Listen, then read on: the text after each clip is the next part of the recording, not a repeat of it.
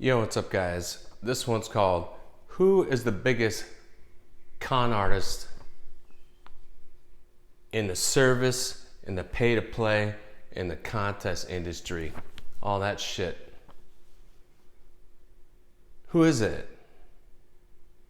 And by the way, I still have COVID right now. I feel like shit, but I'm gonna try to fight through this because I want to do this video. Who is it? You got your guess? It's probably you. Probably. If you're in any way frustrated with you feel like you spent too much money on all this shit and nothing's happened for you, then yeah, you're probably conning yourself. Because you can't con someone without them being willing to be conned, wanting to be conned, essentially, open to it. Looking for that too good to be true strategy, which is not a strategy. It's desperate. It's desperation. Worst one I've ever heard of is the dude who spent $40,000, right? I'm not going to get on to that because I mentioned that in a different video. But at that point, you probably should be asking yourself, am I a sitting duck? Am I conning myself? You know? Am I so desperate that I'm willing to con my own fucking self? Let's move on. So I have multiple things I want to hit, bullet points here. So, I've heard people say to me in a positive sense and a negative hatery sense, well, you tout yourself as knowing everything. Why don't you hang a shingle? There's a negative way. Let me go positive first, actually. Positive people have said, if you ever hang a shingle, man, I would love for you to rep me. I fucking trust you. I feel like you'd fucking fight for me, not fuck me over, and not lie to me. And that is a fucking fact, because I've already done it. Okay? On the hater side, they're like, why don't you hang a shingle then? You think you know everything? Which I don't say I know everything. Never. You know who does? These service people,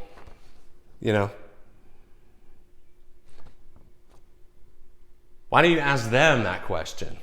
You ever thought of that? Hey, why don't you guys hang a shingle? You guys are the ones saying you know everything. You guys are the ones saying that, you're the best at finding material. All this shit. I feel like I ask the questions that writers should be asking, the new ones, and they don't even think of that. Ask yourself, guys, why aren't they hanging shingles? They're the best at it, right? They already have a company, right? Just flip it, man. Just flip it into an agency. Someone has to start these agencies. You're already claiming you have the best material. You can find the best material. Then create an agency. Create a management firm. Put that business together. Why don't these service people do that? I suspect this is the reason. Because they would go bankrupt. That's why. Because they haven't proven they can do anything other than take people's money. It's basically an MLM. The only way they're getting paid is money coming up from writers. That's it. That's the only way they're getting paid. If that goes away, then they're broke. Then the company goes bankrupt. And it's hard to start an agency. Ask Jeff Berg. Anybody remember Resolution? It only stayed open for 2 years. And he was a fucking pro. And brought in a bunch of pros. My ex being one of them. They couldn't keep the company open. So,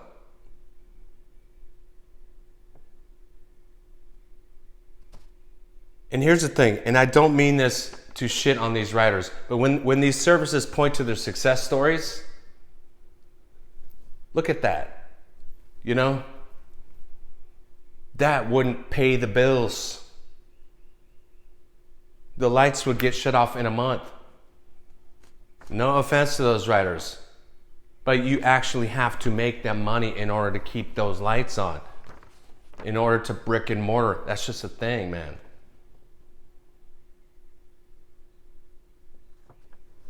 In order to hand out those bonuses at the end of the year.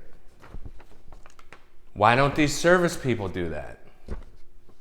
Because they can't, dude. They're incapable of it, in my opinion. You know? Do you think any service person, you know, started out in the industry and said, you know what I want to be someday? A contest runner. Versus an agent. Like, I want to be the head of a service versus the head of an agency. What do you think the disparity is as far as, first of all, their cachet in the industry, who will take their calls, and how much money they make? Partners make around 10 to, you know, 15, 20 million dollars. I promise you these service people are not making that. Because they're trying to wring money out of writers who can't afford it, usually. You know? Here's another thing. Why do these service people get so defensive when you ask them questions about their company? That's all hidden. That's all a secret. People who have nothing to hide will show you under the hood. This is what we're doing. The transparency is there. These services don't have that. They don't do that. Why is that? You know? And why do they take their defensive little baby statements to Twitter to complain about it? You ever seen big agencies do that? No. They have no comment. You know? It's a difference between pro and completely fucking amateur.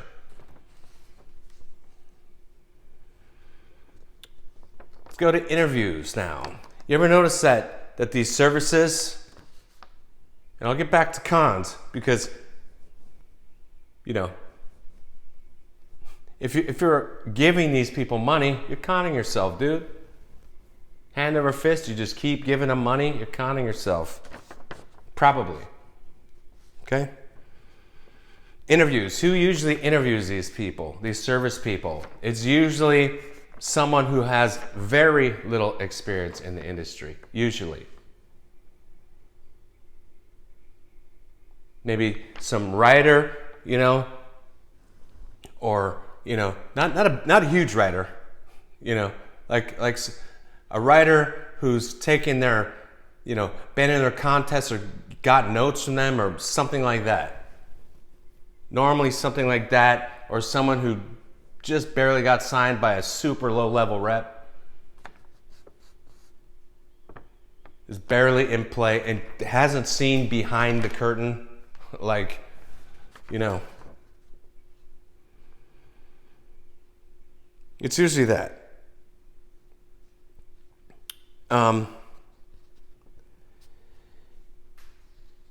It's usually people that, and I think it's the same thing on both sides, with the people that are interviewing them and the people that are the service people doing the interview. To me, it's just two people that just want to be in proximity of the real industry. They just want to have a loose association with the real industry and aren't even in the real industry. Okay? You want to see a real interview? I would love for this to happen, but it won't because they're too busy making money for real clients. I'd love to see an agent interview one of these service people. Not a baby agent at a shitty company. I'm talking mid-level or higher at CAA, WB, wherever. Interview them. All this bravado that these service people have would fucking evaporate.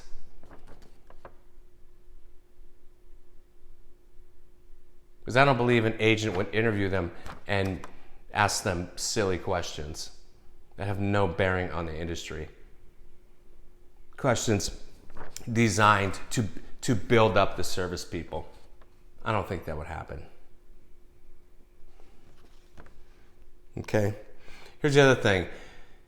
Like MLMs and this kind of shit, these service companies, they don't need the lion's share of writers to join their shit.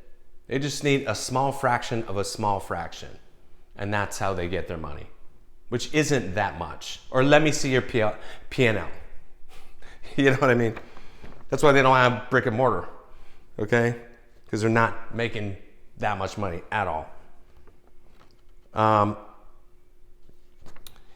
I think this too. I think they look at those writers as newbies, as babies, behind the scene, in front of the scene. Then it's we're a family, we're a tribe, all this shit. I think behind the scene, they know they're ripping you off and shit, and think you're stupid newbies. But here's the thing: the service runners are the fucking noobs. Otherwise, they wouldn't be service runners. You know what I mean? It's an oxymoron. Both can't be true at the same time.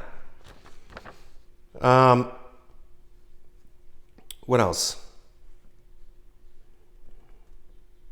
And then they say they can get you. I'll try to get this under 15. Then they say shit like, we can get you. And by the way, did I say that already? Oh, I think I already said that about going bankrupt. Look at who their claims to fame are. That can't support a company. Okay, and I want to make sure of that. And also with the endorsements, come on, man. Big agencies don't have endorsements. They have a landing page usually. Basically, that's kind of it. They tell you they can get you with the best reps in the biz. And I was at one of those companies that is, by them, is considered one of the best.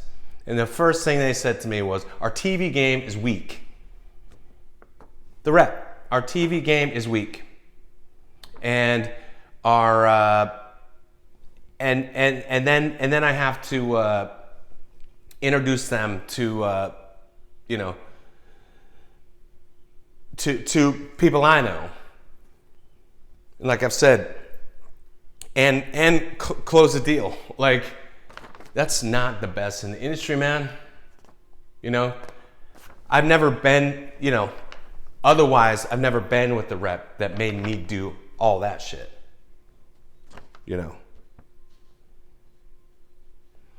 Here's the thing. A writer told me on writer Twitter that there's no such thing as an A-list writer. What the fuck? These are the moments where writers should just not talk. You know what I mean? I've heard, forget about me. I've been around reps for 25 fucking years and have always heard of A-list writers called A-list writers. Who was one of them? Steve Clovis, who my ex was on his team. He's not A-list. Then what is he? What is he referred to in the industry? I mean, sometimes people like, dude, just, you don't even need to talk. Here's the last thing I'll say is that's why I don't like having those conversations on writer Twitter, is because You got people who literally don't know a fucking thing about the industry trying to argue with you. And for me, it's like, dude, I'm happy to do a phone call with you and fucking explain what I know about it, which is apparently a lot more than you. If you're a brand new writer, you're saying there's no such thing as A-list writers and A-list agents. The irony is these will be the same writers who are conning themselves. And they're also the same writers that would thumbs down this video. He doesn't know what he's talking about. It's bizarre. They're the same writers that are still spending thousands and thousands and thousands and thousands and crying that they haven't gotten anywhere. And don't even realize, bro, that's because you're in an MLM basically. You know?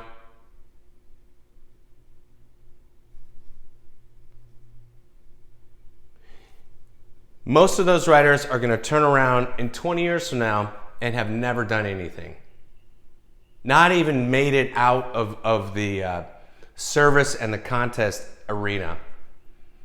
But on the other hand, maybe that's all they ever wanted though. I do have to consider that. Maybe they just want that proximity effect, that feeling of proximity as well, and get the laurels, and that's all they really wanted. It's just to feel like I was a part of Hollywood, you know, like I have my laurels and stuff, and maybe that's enough for them. That could be a thing. I don't know. But to everyone else who really wants to do shit for real, good luck, and don't fucking con yourself. Okay? Goodbye.